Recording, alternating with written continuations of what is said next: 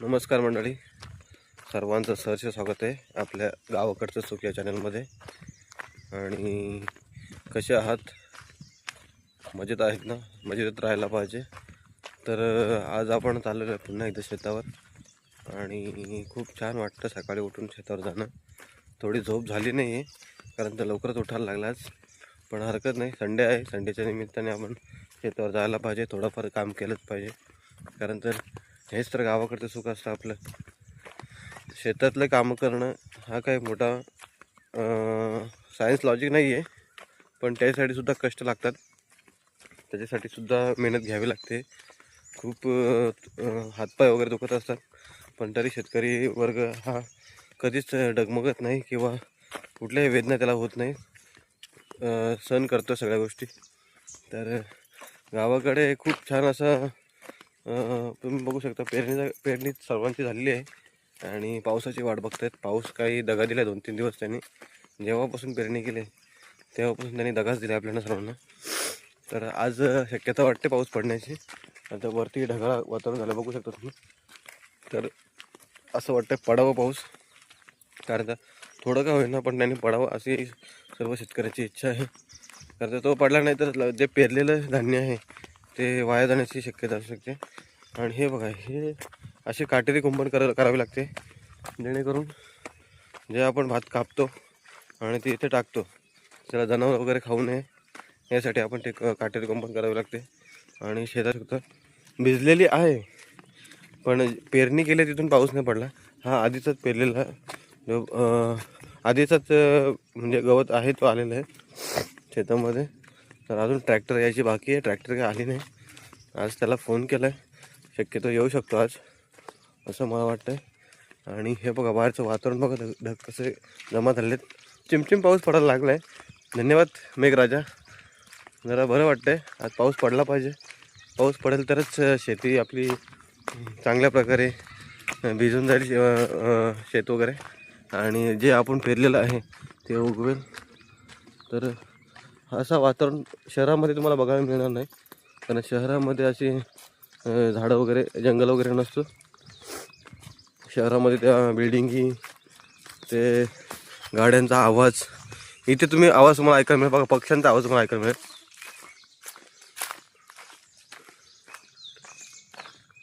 आवाज आला असेल तर नक्कीच कमेंट करा. आणि पक्ष्यांचा किलबिटाट, पक्ष्यांचा आवाज, असा हा मधुर आवाज, कोकिळा गाते गाणं, छान वाटतं.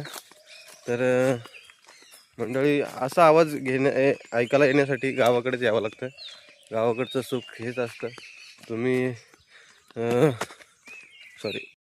आणि गावाकडचे वाहनं, शहरातले वाहनापेक्षा गावाकडची बैलगाडीच उत्तम आहे मला असं वाटतं. कारण त्या बैलगाडीच्याने आपण बरेचसे कामं करू शकतो.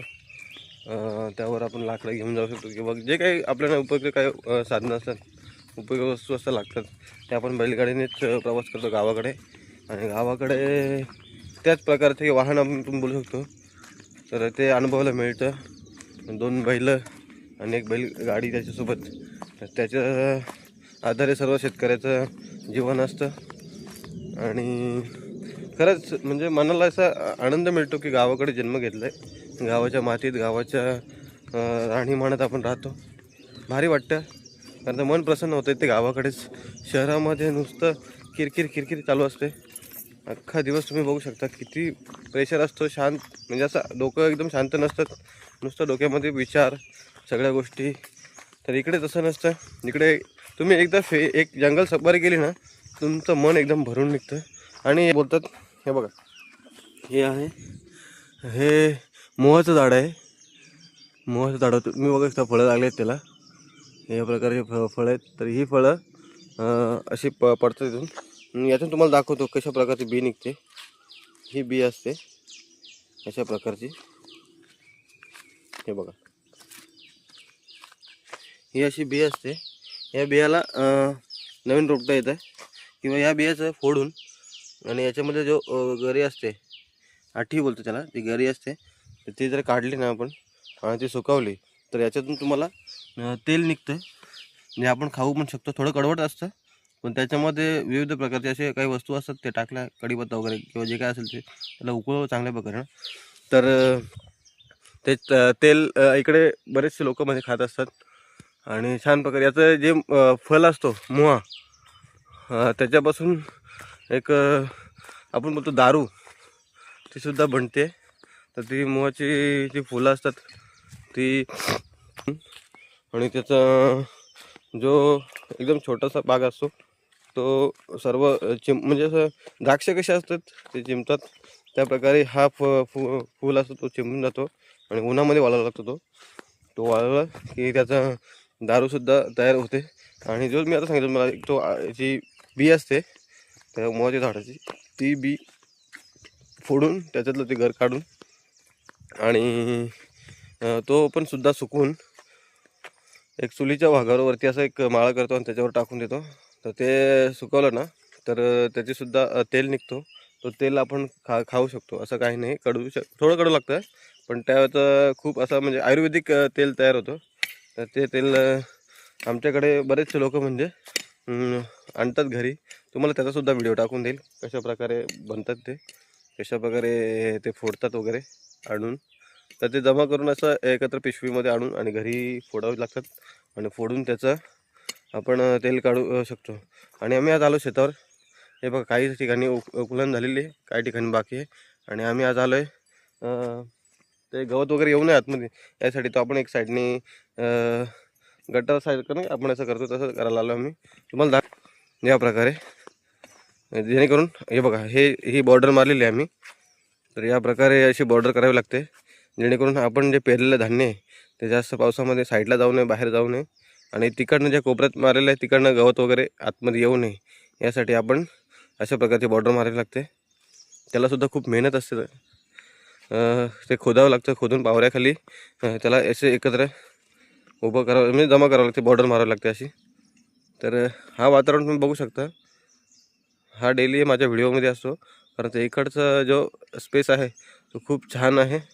आणि आता गवत यायला निघालं आहे, गवत यायला सुरुवात झाली. तुम्ही बघू शकता छोटं छोटं गवत हिरवं हिरवं, आणि एक 7-8 दिवसामध्ये गवत एकदम हिरवंगार होऊन जाणार आहे, मला जर असं वाटतं. आणि तिकडे बघा जनावरं, त्यांचा बिचाऱ्यांचा एवढे दिवसाचा वनवास जो होता तो त्यांना अन्न वगैरे मिळत नव्हतं किंवा सर्व जंगल पेटून देतात. काही साले असं असतात की ते मुद्दाम पेटवतात, त्यांना काय आनंद देतो काय माहीत नाही. तर त्यांना पूर्ण वर्षभर गवत वगैरे खायला नाही मिळत. तर बिचारे आता पाऊस पडला आहे आणि त्यांचं मला असं वाटतं आहे एक 4-5 दिवसांमध्ये त्यांची चांगल्या प्रकारे सोय होऊन जाईल. त्यांचं जेवण वगैरे त्यांना आता मिळेल मला असं वाटतं आहे. आणि भरपूर जनावरं असे बघू शकता तुम्ही, मोकट जनावरं असतात किंवा काही पाळलेली असतात. ही पाळीव म्हशी आहेत, त्यांचं दूध वगैरे काढतात आणि खूप छान वाटतं.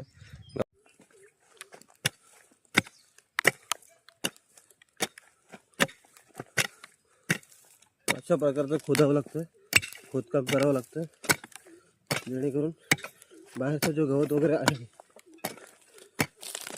तो यावं नाही.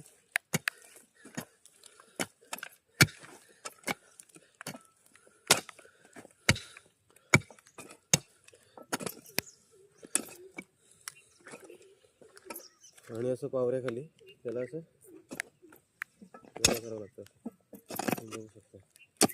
या प्रकारचं असं बॉर्डर मारावी लागते, व्यवस्थित करा. धन्यवाद. आणि दोन्ही मंडळी आम्ही शेतीची कामं आम्हाला आवडतात. जरी शिक्षण वगैरे झालं तरी पण शेतीचे काम माणसाने विसरू नये, कारण याच्यावर तर आपलं पोट भरत असतं. हे सर्व गोष्टी आपल्याला यायला पाहिजेत. तर मंडळी, आपल्या शेतावर बकरीसुद्धा चरायला आले बघा. या बकऱ्या आहेत, तुम्हाला दिसतं का? छोट्या छोट्या बकऱ्या आहेत, किती साऱ्या बकऱ्या आहेत बघा. त्यांच्यासोबत गुराखीसुद्धा आहे एक. या सगळ्या बकऱ्या आहेत, खूप साऱ्या बकऱ्या आहेत चरायला आपल्या, गवत खायला. आणि आता पावसाळ्यामध्ये गवत जरा बाहेर आलं म्हणून त्या पण सुद्धा बाहेर आलेत. आता आम्ही बसतो जेवायला, आणि शेतावरचं जेवण तुम्ही बघू शकता, भाकरी भाजी अशा प्रकारचं जेवण असतं आपलं. आणि शेतावरचं जेवण जेवत असताना 2 घास जास्तच जातात, कारण तर घरी जे आपण बसून खातो आणि शेतावरचं जेवण जेवतो त्याच्यामध्ये खूप फरक असतो. सर्वांनी या जेवायला. झालं आपलं काम, 90% काम झालेलं आहे आणि आता फक्त सकाळचा ब्रेकफास्ट करायचा आहे. तर करून आपल्याला निघायचं आहे घरी थोडं काम आहे ते करून. आज संडे आहे त्यामुळे संडे निमित्त सर्व कामं कंप्लीट करूनच आज मग उद्याना निवांतच कामावर जायला मोकळं होईल मी. तर बघू शकता मंडळी, आज संडे सुकट, बटाटा आणि भाकरी आपली तांदळाची. तर सर्वांनी या जेवायला. गावाकडचं सुख या चॅनलमध्ये सर्वांचं सहर्ष स्वागत आहे. सर्वांनी चॅनलला लाईक करा, सबस्क्राईब करा आणि नवीन असेल तर हा व्हिडिओ शेअर करा. कुठपर्यंत पोहोचले सर्वांनी कमेंट करून सांगा. धन्यवाद. जय हिंद, जय महाराष्ट्र.